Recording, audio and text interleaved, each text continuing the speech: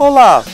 Hoje teremos como convidado do nosso programa Cutucando o arquiteto Herbert Rocha. Confiram!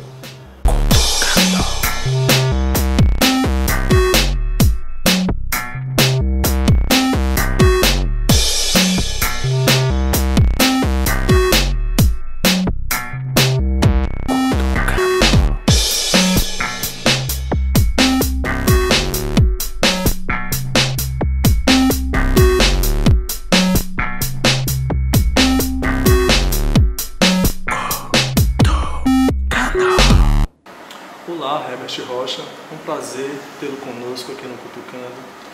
Herbert, qual a importância da arquitetura na sua vida? Bom, Rafael, o primeiro prazer é meu, né, de estar aqui conversando sobre Sobral, que é um tema que eu gosto muito, e conversar sobre arquitetura também. E a arquitetura, na minha vida, foi uma decisão que eu tomei quando fazia a 8ª série, que hoje significaria o 9º ano, né, do ensino fundamental. Eu gostava de geometria, gostava da interação do desenho, né? Tinha um certo talento para desenhar, mas aos poucos, realmente na escola de arquitetura, foi que eu descobri que a arquitetura é mais do que o desenho, bem mais do que o desenho, é a criação do espaço. E isso realmente é importante porque eu passei pela escola de arquitetura modificando o meu pensamento.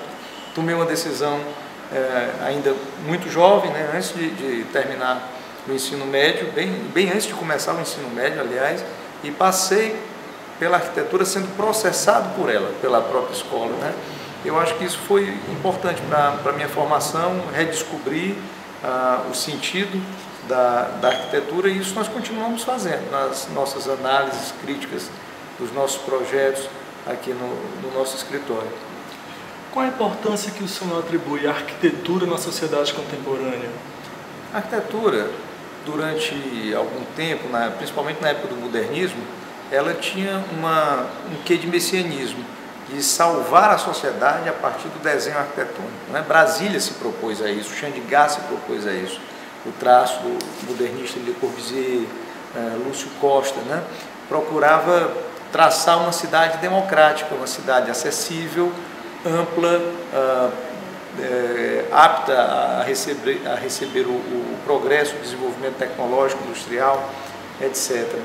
Mas o que se verificou é que não havia essa tábua de salvação da sociedade através da arquitetura. O pós-modernismo chegou reconhecendo essa limitação, né, do desenho arquitetônico, e vendo que a complexidade social é muito mais ampla do que a ótica simplesmente do ser urbano, né, como ser humano. Então, a arquitetura contemporânea ela é mais humilde, apesar da tecnologia permitir obras magníficas, deslumbrantes, né, como sempre vai acontecer. Desde a antiguidade, o homem se deparava com construções maravilhosas, né? Palácios, monumentos, e em todas as épocas, desde do Antigo Egito, Grécia, as catedrais medievais, as igrejas barrocas, o Palácio de Versalhes, por exemplo, são obras assim estonteantes, e isso vai sempre continuar acontecendo. O homem vai ter sempre essa possibilidade de fazer esse deslumbramento a partir da arquitetura. Entretanto, como conceito, como ferramenta social, eu entendo que a arquitetura pós-moderna, a arquitetura contemporânea, ela é mais humilde, ela é mais voltada para o ser humano, né, mais voltada para o homem e para o seu ambiente, para o ambiente tanto natural quanto construído. Herbert, sobre a arquitetura histórica da cidade de Sobral, no século XVIII, XIX e início do século XX, o que o senhor tem a nos dizer? Bem, nós temos aqui exemplares do que poderíamos chamar de barroco sertanejo, né? Barroco porque a arquitetura barroca ela pressupunha uma riqueza muito grande, e nós na colônia éramos muito pobres.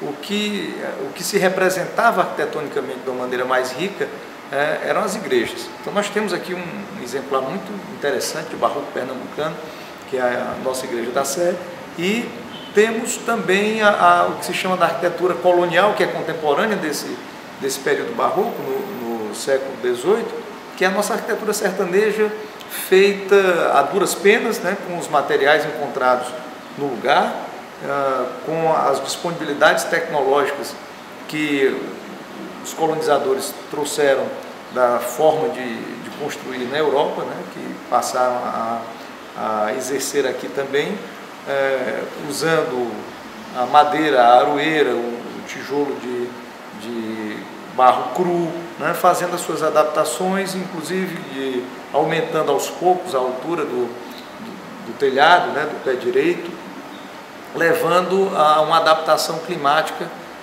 que foi muito importante para o aprendizado da maneira de morar bem. A arquitetura do século XVIII, ela era muito díspare entre a arquitetura oficial eclesiástica, né, rica, barroca, das igrejas, e a arquitetura da casa do fazendeiro na vila, ou então da casa da fazenda. Uma arquitetura muito rústica, muito utilitária, muito simples e ganhando em inteligência à medida que o tempo ia passando e que as adaptações climáticas iam conseguindo ser mais bem aceitas, né, na moradia. Isso se repercutiu na arquitetura do século XIX, nos casarões, nos sobrados, como esse aqui, por exemplo, onde nós estamos. É uma casa de 1837, construída por um português chamado Chico Marinheiro. Tem um desenho já muito bem adaptado ao clima nordestino, são paredes grossíssimas. Esse arco aqui, por exemplo, nós temos o dobro desse espaço, né, para o outro lado, para o vizinho, né? São paredes onde a estrutura é muito reforçada e ela serve também de isolamento climático. São prédios muito confortáveis do ponto de vista climático, né? E ainda muito utilitários também. A partir do final do século XIX, já com o enriquecimento da sociedade sertaneja, através do gado, do algodão, nós podemos ver alguns exemplares mais elaborados, tanto na residência como também em prédios lúdicos que não eram oficiais, por exemplo, o Teatro São João, né? Foi um prédio construído, elaborado, desenho feito aqui na cidade de Sobral, né? Não foi um desenho importado, autóctone, e que representava um estágio já de refinamento de uma sociedade, né, que não dependia mais do poder público para essas grandes obras. Isso, acho que o Teatro São João é um marco importantíssimo da evolução sociocultural e arquitetônica da cidade de Sobral no século XIX. E o começo do século XX nós tivemos já uma influência mais direta do centro-sul do país, né, onde no começo do século XX é que Fortaleza passou a se destacar na rede urbana cearense. Sobral era, no século XIX, a terceira cidade em importância do estado, em importância econômica. A primeira era Aracati, depois Icó, depois Sobral, depois Fortaleza, com a sua importância política, mas econômica não era tão forte quanto essas três cidades, né? A partir do século XX, a gente passa a ter uma arquitetura muito parecida com a arquitetura fortalezense, já com as influências do Art Nouveau, que você tinha me falado em off, aqui antes do começo da entrevista, né? Só que o Art Nouveau, ele pressupunha a dobragem, a maleabilidade do ferro que passou a ser produzido numa escala mais industrial na Europa. Essa forma maleável e que remetia a composições florais, né, feitas em ferro, principalmente na França, elas chegavam aqui sendo imitadas em madeira, em reboco, porque nós não tínhamos ainda a siderurgia na nossa indústria naquele período, né? Então é uma arquitetura mais imitativa, né? Eu acho, como arquitetura original, acho muito interessante a arquitetura do começo do século XIX. Nós conseguimos resolver um problema de uma forma mais original, mais espontânea, mais correta, se eu pudesse dizer dessa forma. Então esse é o panorama que eu faço resumidamente da evolução arquitetônica em Sobral. Herbert, você fundou a empresa Aurion. O que significa Aurion? E o que consiste Aurion? Aurion tem o mesmo nome em grego e em latim. Em grego, aureum significa manhã, em latim significa dourado. E os gregos usavam o termo aureum para representar a forma perfeita. Existe um retângulo chamado retângulo áureo. É o retângulo onde é enquadrado o Parthenon, por exemplo, né, no Olimpo, no Monte Olimpo, em Atenas.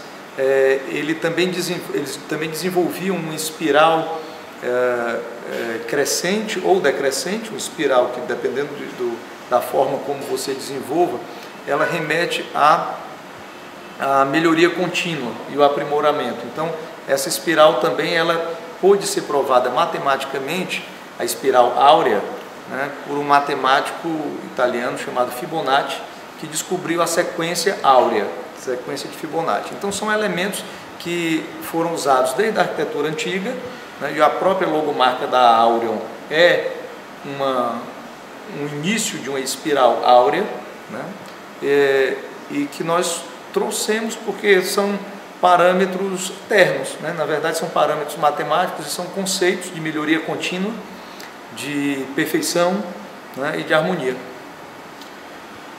A Aureum, ela está em consonância com as propostas da Agenda 21. Nos fale um pouco sobre essa relação que há da empresa, os seus cursos e a Agenda 21. A Agenda 21 de Sobral, ela foi criada em 2001, como resultado da Eco 92, que agora, esse ano, foi reeditada na Rio Mais 20. Rio Mais 20 é porque foi no Rio de Janeiro, a Eco 92, mais 20 anos, 2012, né, tivemos a nova conferência do meio ambiente na mesma cidade do Rio de Janeiro. Lá, há 20 anos atrás, na Eco 92, foi assinado uma agenda de compromissos, né, com mais de 70 países, dos quais o Brasil, onde se listavam diretrizes para a melhoria da qualidade de vida no século XXI. Essa é a Agenda 21, é a agenda de compromissos do século XXI. Essa agenda é uma agenda mundial, que vem sendo revista, reeditada, aprimorada. Havia o compromisso dos países signatários da Agenda 21 em 1992 de criarem suas agendas nacionais com macroestratégias, e essas agendas nacionais elas deveriam ser disseminadas para a construção de agendas locais. É como um planejamento estratégico de longuíssimo prazo. Houve um processo de construção da Agenda 21 de Sobral. Foram determinadas estratégias de melhoria da qualidade de vida. Esse planejamento que nós vimos acontecer em Sobral, ele estava em consonância com a Agenda 21. Ela levava muito em consideração, no caso de Sobral, o desenvolvimento econômico e preservação do meio ambiente construído, muito mais do que do meio ambiente natural. Eu acho que hoje nós precisamos resgatar mais essa questão da preservação do ambiente natural. Ela tinha um foco mais, que era mais urgente para aquele momento, que era a redução das desigualdades sociais. Essa foi a principal macroestratégia buscada em Sobral, né, que era o ganha-pão das pessoas, as pessoas terem de onde tirar o seu sustento. Então isso foi predominante em relação a outras estratégias. Ela teve esse caráter muito forte. Dentro desse panorama, dessas macroestratégias, nós firmamos compromissos, nós que eu digo enquanto eu era secretário, né, na Prefeitura de Sobral, responsável pelo projeto de implantação da Agenda 21 em Sobral, e nós firmamos compromissos com a iniciativa privada, com o poder público e com a sociedade civil organizada. Esses termos de compromisso não envolviam, digamos assim, repasse de recursos, não, eram compromissos de longo prazo. O que cada um pode fazer pela melhoria da qualidade de vida no seu lugar, né, durante o século XXI. O que nós entendemos é que a Aureum, ela se comprometeu a trabalhar na sensibilização dessas questões. Por isso nós promovemos cursos anuais, né, com formadores de opinião, tratando de assuntos ligados às macroestratégias da Agenda 21. Por exemplo,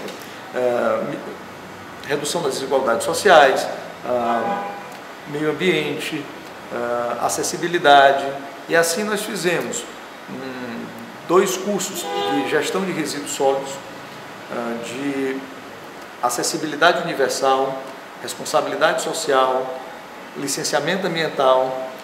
Estamos promovendo esse ano, o tema desse ano seria segurança do trabalho no ambiente edificado. Então, tudo que leva para essa questão da segurança, e nós buscamos propositalmente ter um viés arquitetônico nesses cursos, porque é o nosso métier, né? Nós nos capacitamos também ao promover, ao trazer esses cursos, né? Nos sensibilizamos junto com a sociedade e parceiros que nós procuramos envolver, né?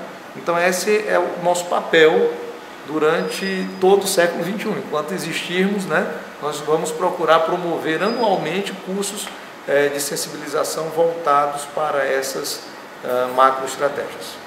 Em 2008, o senhor lançou a obra Sobral, a origem dos distritos, juntamente com o senhor Campelo Costa. Em que consiste essa obra? Na verdade, esse livro é um livro de desenho do Campelo. Eu digo na introdução do livro que, ao invés de ser um livro meu ilustrado pelo Campelo, não, é um livro de desenho cujo texto apoia o desenho somente, né? Eu como autor nesse livro, eu sou um mero coadjuvante. O livro não é bem um livro para se ler, é um livro para se olhar. E o texto dá uma noção da ocupação do território de Sobral, né, quando da origem ainda dos distritos do Ceará, né, existiam praticamente 3 grandes distritos: o distrito do Jaguaribe, o distrito do Acaraú e o distrito de Fortaleza, o distrito do Ceará, aliás, né, que eram as ribeiras, Ribeira do Jaguaribe, Ribeira do Acaraú e Ribeira do Ceará. E esses distritos, eles tinham uma administração ainda centralizada na capitania de Pernambuco, e aos poucos esses distritos foram caminhos os rios desses distritos foram caminhos de penetração administrativa a partir da Foz, né? As pessoas vinham e tanto ocupavam fazendas, né, para ter o seu sustento econômico, quanto também os clérigos, que eram conhecidos como funcionários eclesiásticos da coroa, faziam também a implantação dos curatos, mais ou menos equivalente a uma paróquia hoje, e a partir dali você tinha embriões de núcleos de concentração de população que esses núcleos passaram a originar cidades, como é o caso de Sobral. Nós nascemos a partir de um curato, né? Se diz muito assim que Sobral nasceu da fazenda caiçara. Sim, o locus era a fazenda caiçara, mas o modus operandi foi a instalação do curato. Então, esse território de Sobral, que ia da Serra dos Cocos, ou seja, lá no sopé da Serra da Ibiapaba, até o mar, a foz, né, do rio Acaraú, esse território gigantesco foi subdividido em vários municípios que hoje não fazem mais sequer fronteira com Sobral, né, de tão parcelados que foram, né? Essas cidades, esses municípios hoje, outrora, foram distritos de Sobral, e hoje ainda alguns distritos buscam a emancipação. Então, esse relato rápido de como foi essa subdivisão territorial é o que nós ensaiamos, né, nesse livro Sobral, da origem dos distritos, que ele é muito bem representado pelos desenhos do Campelo, né? Eu acho que o trabalho do Campelo tem uma supremacia muito forte em cima do texto que é colocado no livro, né?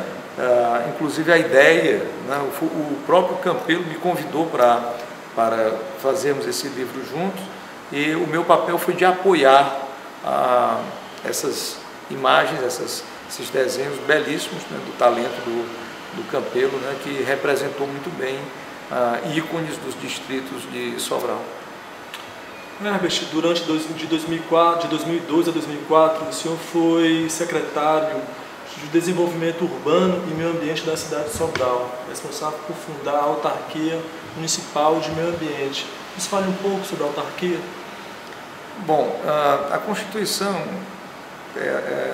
ela já prevê que o cuidado com o meio ambiente é uma responsabilidade da União, dos estados e dos municípios. Todos os entes têm essa obrigação desse cuidado. A criação da autarquia, ela visava o trabalho, né, tanto do licenciamento quanto da proteção ambiental, tendo o licenciamento como instrumento de proteção ambiental. E é claro que toda gestão territorial, quanto mais próxima do lugar onde ela se aplica, mais eficiente ela é. Então a SEMASSE tinha uma jurisdição sobre Sobral, como continua tendo em algumas áreas, em alguns projetos de grande porte, né? Mas projetos de pequeno e médio impacto ambiental, eles hoje podem ser licenciados pela AMA, pela Autarquia Municipal do Meio Ambiente, que precisa ser reforçada, né? Precisa de um quadro técnico mais reforçado, as atribuições, as exigências vêm aumentando, tanto do ponto de vista do empreendedor que busca o licenciamento, quanto da sociedade também que reclama a proteção do meio ambiente, né?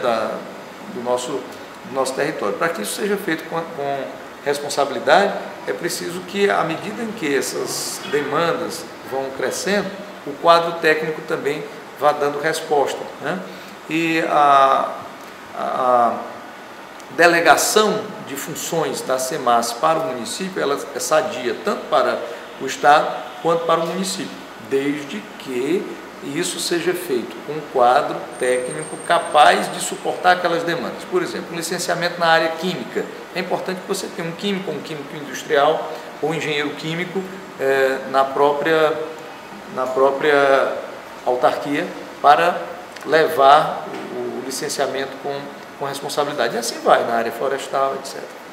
Herbert, de 2007 a 2009, você foi superintendente da SEMASSE, Secretaria de Meio Ambiente do Ceará. Nos fale que você considera a sua maior contribuição para a Secretaria. Foi o concurso.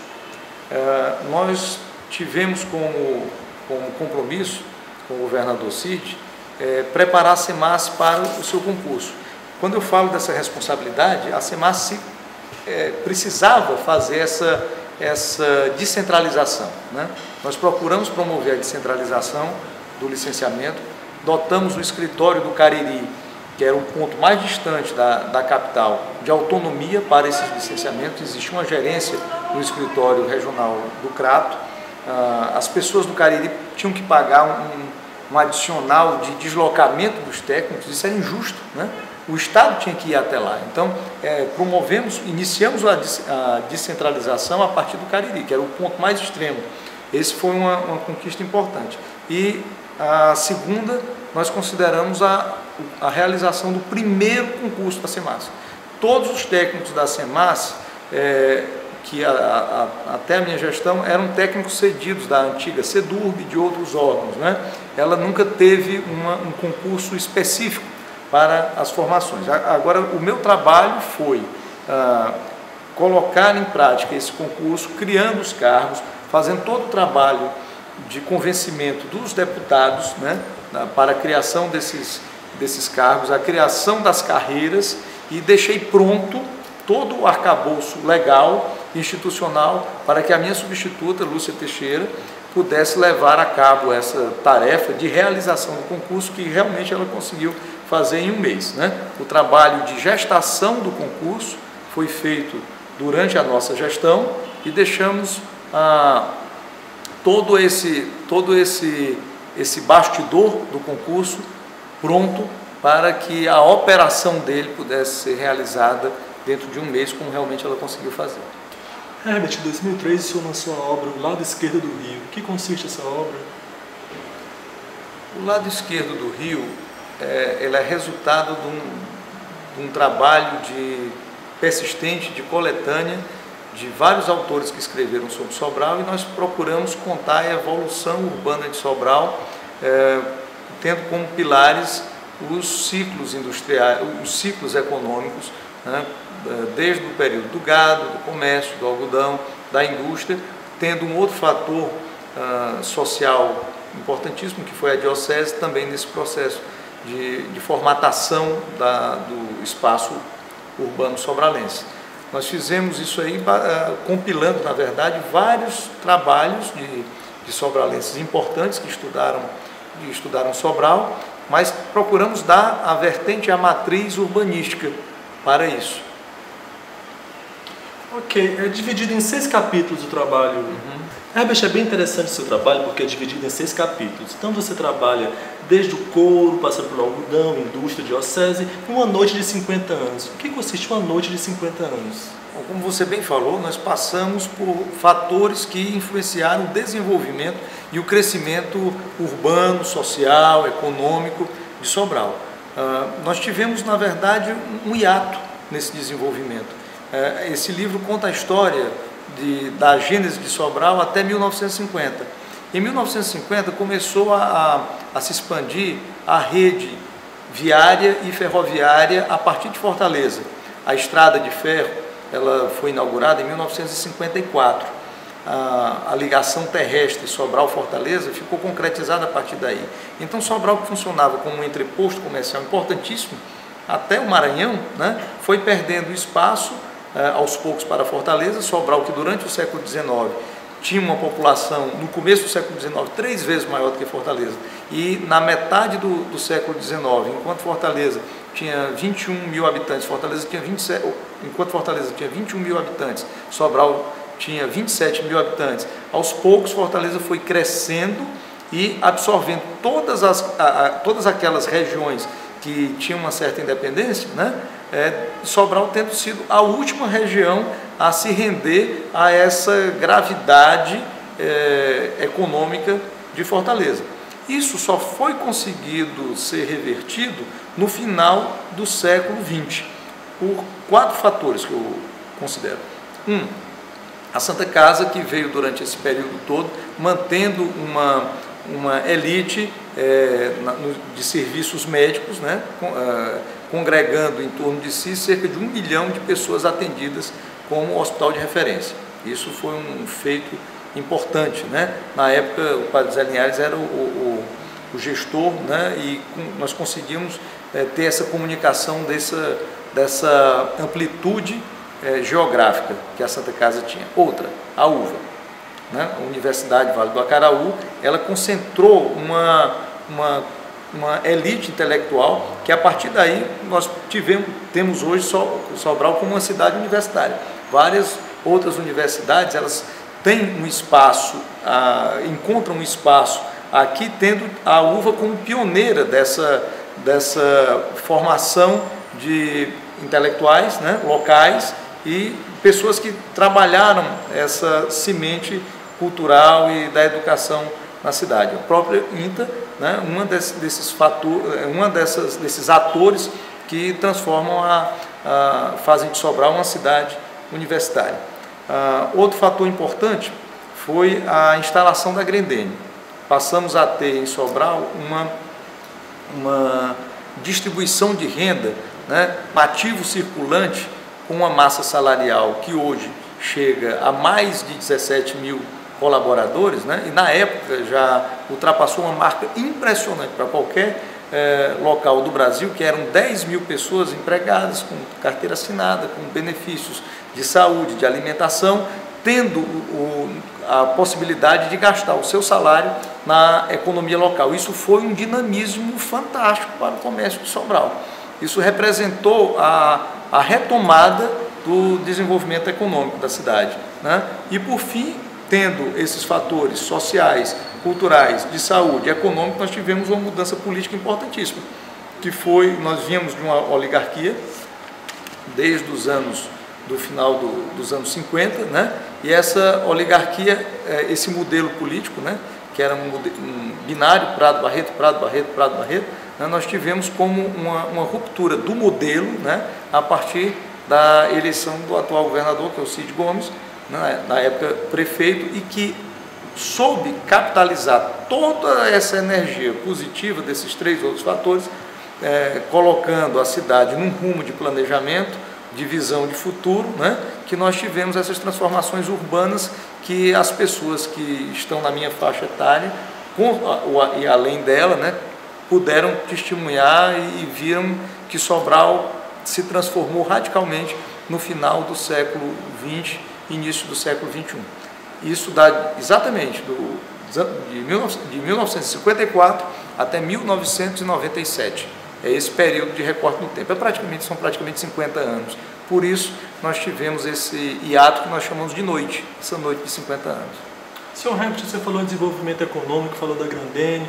O senhor foi secretário de desenvolvimento aqui do município de Sobral. Foi responsável por criar o Prodecon. Nos fala um pouco do Prodecon. Existia já um programa voltado para micro e pequenos negócios, chamado Trabalho Pleno. Foi um programa de sucesso. A prefeitura criou um fundo de aval, né, para que o Banco do Nordeste pudesse emprestar com juros subsidiados para pequenos empreendedores, e nós tivemos uma avaliação desse programa tendo sido extremamente positivo, e a mortalidade de empresas em Sobral era extremamente reduzida. Comparado com o Brasil, Sobral era um paraíso da microempresa, mas faltava um programa de atração para a grande empresa, porque à medida em que você tem um programa para os micro e pequenos, você precisa daquele ativo circulante, daquele comprador, a pessoa que vai lá, paga, né, a sua mercadoria em dia, né? Isso, aquela massa salarial promovida pela Grandene, por exemplo, deu essa injeção para esse ativo circulante da economia sobralense. Era importante que houvesse um programa de benefícios locais para a manutenção e atração de empresas de grande porte, de capital intensivo e de infraestrutura de tecnologia intensiva. O Prodecon é voltado para isso. Ainda hoje é um programa utilizado por sobralenses e por pessoas de fora que buscam investir em Sobral. Muito obrigado.